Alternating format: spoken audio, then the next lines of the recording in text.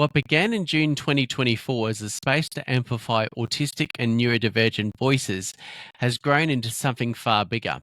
A platform for raw, honest conversations about neurodivergence, disability, burnout, inclusion, mental health, and how our identities shape the way we move through the world.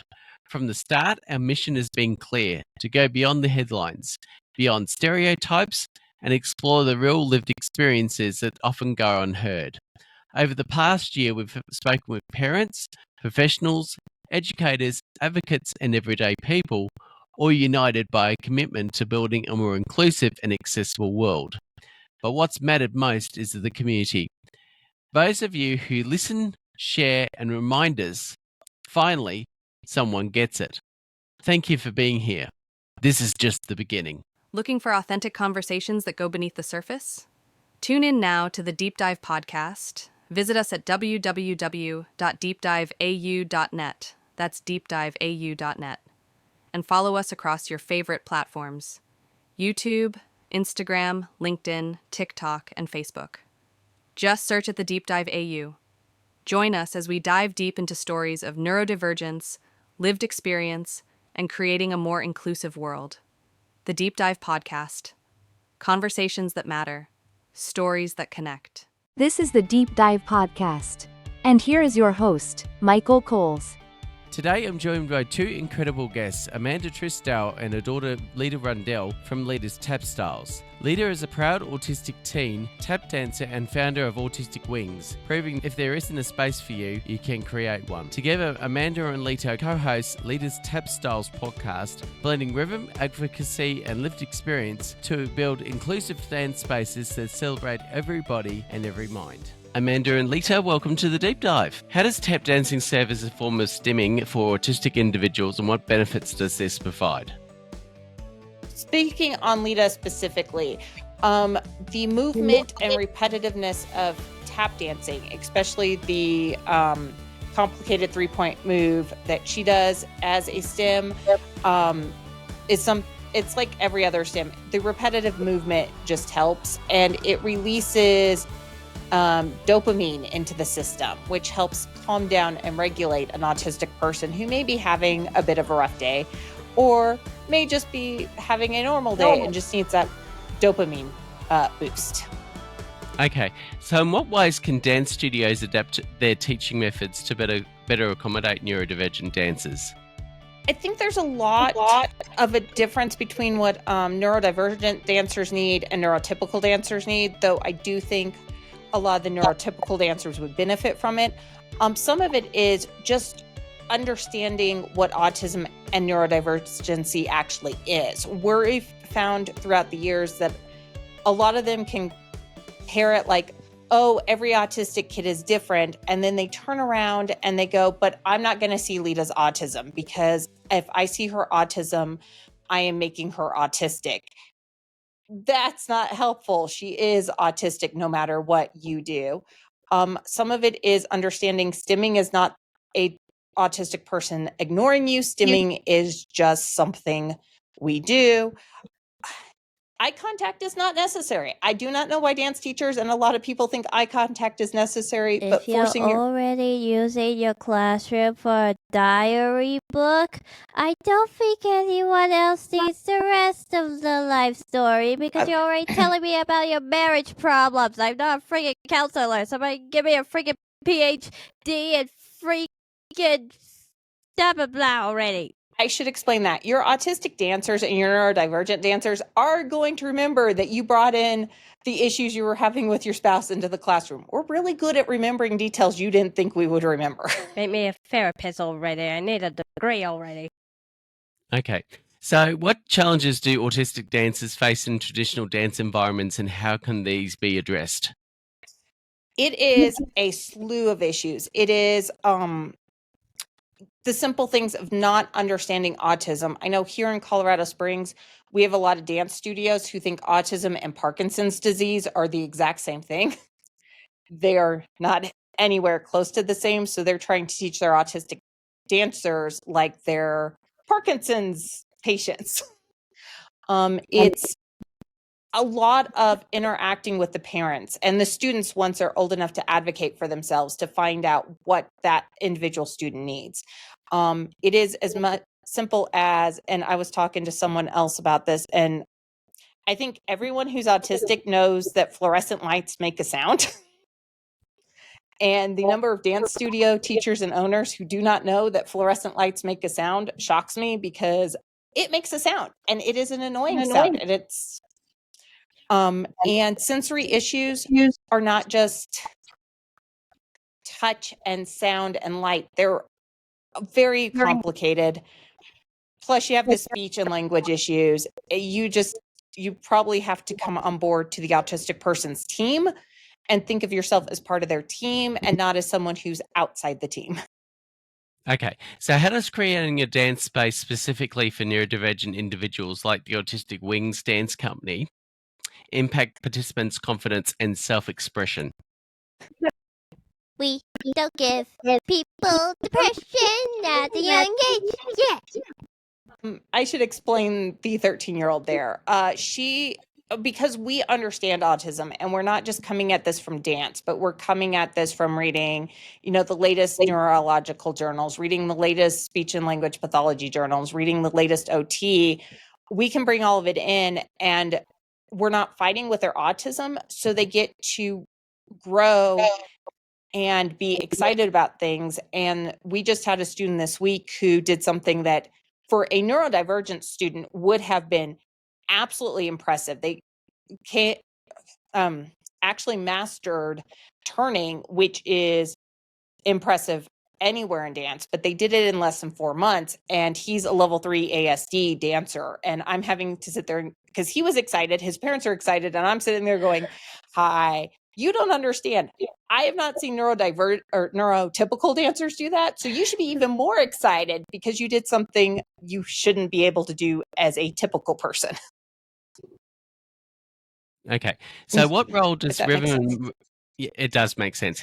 So what role does rhythm and repetition in tap dance play in supporting sensory regulation for autistic dancers? She's giving me it does for sensory. The repetition really helps release dopamine. That's what stimming is. It's repetitive movement or repetitive motion or repetitive action. It helps release that dopamine, which helps regulate, because if you're getting dopamine, you're happier. Okay, so how can dance instructors recognize and support the unique communication styles of autistic students during classes? A lot of research, I think. She's had a lot of dance teachers who, even at 13, when she goes into neurotypical... You can't try to convince me that I'm freaking 16 at 8 at one point, and then talk to me like I'm freaking 5. Like, what you think? Am I 16 in your brain or 5 in your brain? Pick around. I should explain that, because she's up with the teenagers a lot of times. They forget that she's younger than them, but then they also think her autism means that she is mentally delayed to the point of a 3-year-old. So they'll use baby talk to her. Teachers forget. Yeah, the teachers forget. And they'll baby talk her. You don't need to baby talk, but you also need to know where speech is as much of a spectrum as autism is. You need to know where on the speech spectrum your dancers are, and learn a little bit about how that impacts their communication. Whether that be go to, Mayo, go to Children's Hospital, go to your local hospitals.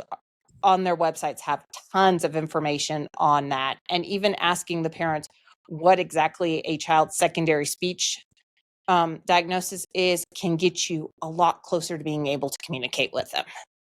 Okay, so what strategies can be implemented to make dance classes more inclusive for individuals with audio processing disorders? She's like, dance should be a visual medium. I think we all think it should be a visual medium, but the number of teachers who talk instead of show, and someone like Leta, who may be skipping every other word with her autoprocessory disorder, she didn't hear you say tendu rond de jambe, show the tendu rond de jambe. especially when you're dealing with younger kids, show what you're wanting them to do. Okay, so how does participating in dance influence the social interactions and relationships of autistic individuals? Oh, now you're getting into where I could spend like 3 hours talking about the papers on this, Michael. They haven't done them specifically on autistic people, but they have done them culturally that show people who are involved in cultural dance are much more involved in their society, and they are much more comfortable in their role in society. And we see it even in the students we're bringing into Autistic Wings Dance Company.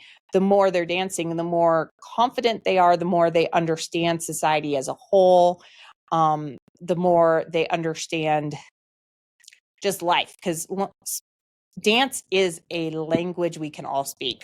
There's actually papers out of Europe right now on dance is possibly its own language and actually processed like language. So, Okay, so in what ways can dance serve as a therapeutic outlet?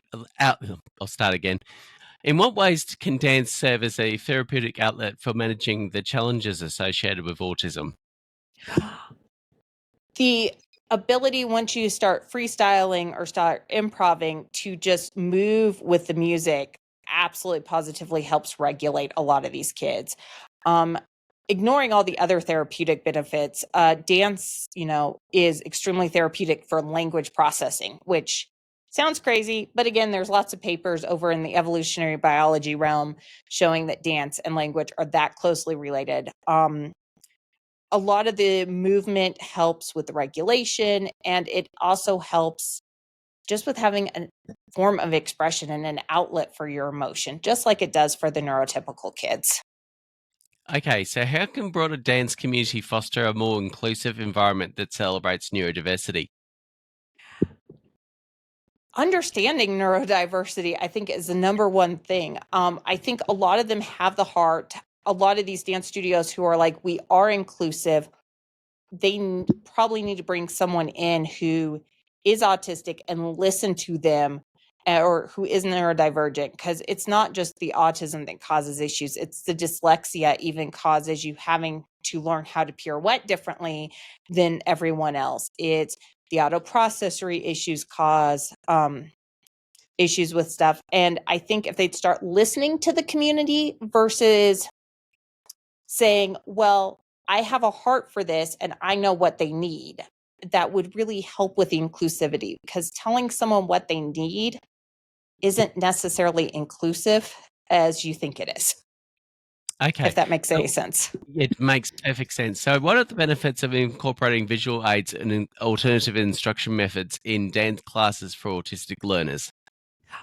It helps them so much. I think autistic learners are a lot more visual because there are so many issues with language processing, with understanding language, with autoprocessory disorders within the neurodivergent community, that giving someone something visual to see helps 1,000 times more than just telling them what you want to do. We've even noticed that our younger kids having coloring pages helps them understand what the different positions look like. Okay, so how does physicality of dance assist in developing motor skills and coordinators? I'll start again. How does the physicality of dance assist in developing motor skills and coordination in individuals on the autism spectrum? Dance is absolutely about coordination, especially with our studio having such small class sizes. We don't have a single class right now going above 3 dancers. Our teachers can help physically show them how they need to get their body positioned for that coordination. And I'm saying this with a caveat that every dancer I know is a klutz, so that coordination may just be on stage. But even with our level 3 ASD kids who have severe coordination skills, being able to learn how to shift movement from one foot to another, and that learning how to hop, how to leap, comes into the normal world, daily life of these kids on a regular basis. Even we're teaching, proper bar movement, and learning how to softly hold the bar turns into learning how to softly hold an egg and not, crush it in your hand. Okay, so what impacts does performing on stage have on self-esteem and personal growth of autistic dancers? I think a lot of what we've seen is that performing on stage, if you can catch them before they've gotten a little bit like Leta, who has all those years of hearing how she's autistic and she's not worthy behind her, the noise of the crowd may be a problem, but having people come up to them afterwards going, "You were amazing," and being able to hear how good they were gives them a lot of self-confidence. And every one of our dancers is always hearing how great they are. And that, does give you a boost to self-confidence. Okay, so how can family involvement in dance activities enhance the experience for autistic participants?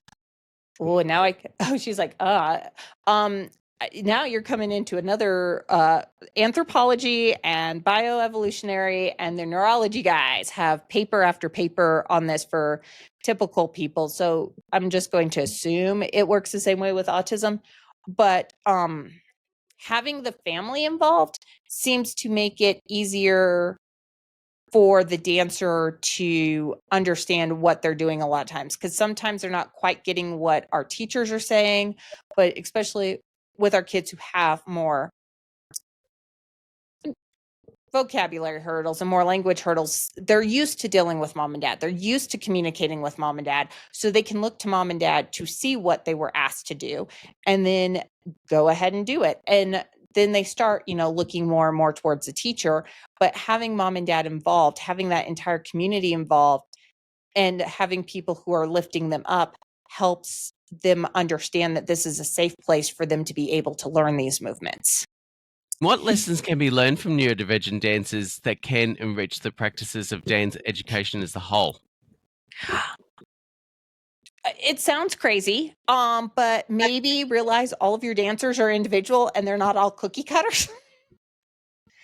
I mean, even the neurotypical people, and I do hate using neurotypical, but it's, I've been in papers again, and that's everything I've been hearing again. Can't you just say muggles? I don't think Yeah, muggles why? is exactly how you should put it. They use it in Harry Potter. Why can't you say muggles? They use it in Harry Potter. Leta. But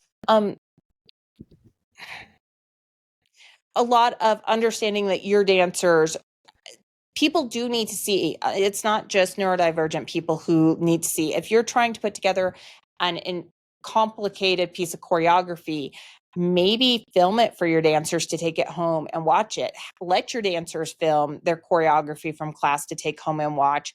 Work one-on-one with those dancers who need a little bit of help.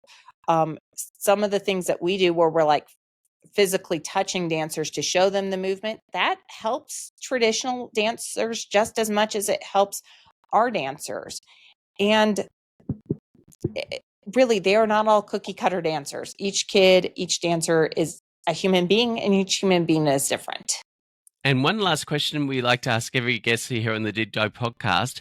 If there's one bit of advice you would like to give in 30 seconds or less, what would that be? Parents, quit judging your parenting skills based off of everyone else around you. Again, Leta and Amanda, thank you so much for being part of the Deep Dive podcast today. Thanks for having us on. You can check out the Leta's Tap Styles podcast on Instagram at Leta's Tap Styles, or go to letastapstyles.com